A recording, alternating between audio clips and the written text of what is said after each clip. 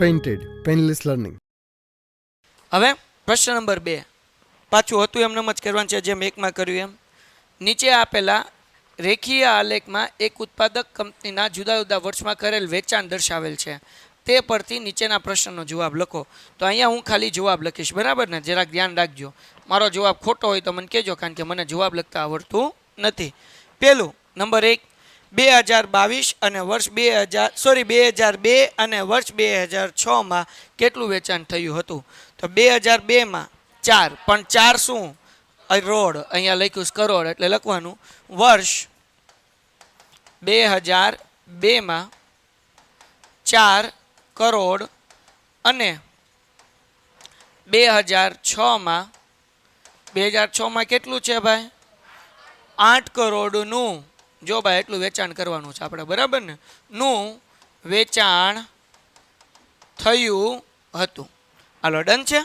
જો આ તમને શીખવાડે છે 2-5 લાખનો ધંધો શું કરીને કરવાનો. ધંધો કરવો તો કેમાં કરવાનો? કરોડમાં, બરાબર? નાનું વિચારવાનું જ નહીં. હાલો આગળ વ્યા જઈએ. બી, વર્ષ 2003 અને વર્ષ 2005 કેટલું વેચાણ થયું હતું? તો વર્ષ 2003 કેટલું છે ભાઈ? 6 અને 8ની વચ્ચે છે એટલે 7. અને 2005ની અંદર જુઓ તો કેટલું હતું? 10, બરાબર ને? તો હાલો મને જવાબ આપો. હાલો શું લખીશું? વર્ષ 2003 કેટલા કરોડ? 7 કરોડ અને વર્ષ 2005 10 કરોડનું વેચાણ થયું હતું. એ લખી નાખજો, ડન છે. એના પછીનો પ્રશ્ન, વર્ષ 2002 અને 2006ના વેચાણ વચ્ચે કેટલો તફાવત છે?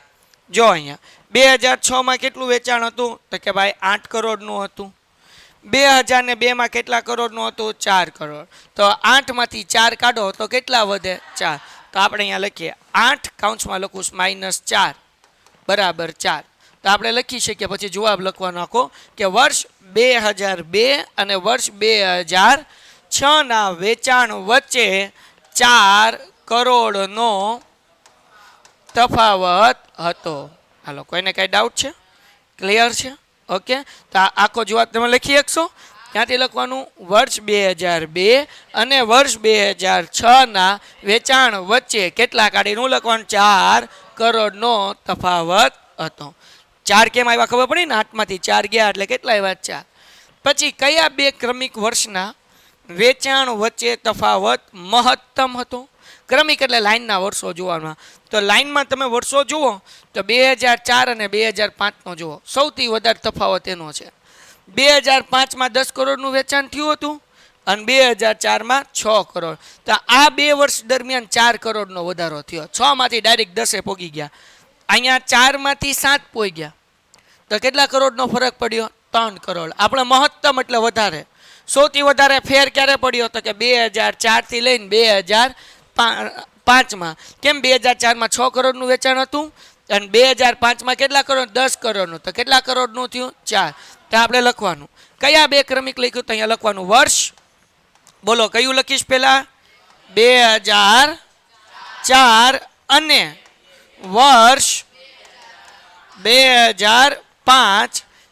આ બે ક્રમિક વર્ષના વેચાણ વચ્ચે તફાવત મહત્તમ, એની જ લખી નાખવાનું, બરાબર છે? આ 2 પછી એઝ ઇટ ઇઝ ક્રમિક વર્ષના વેચાણ વચ્ચેનો તફાવત મહત્તમ હતો.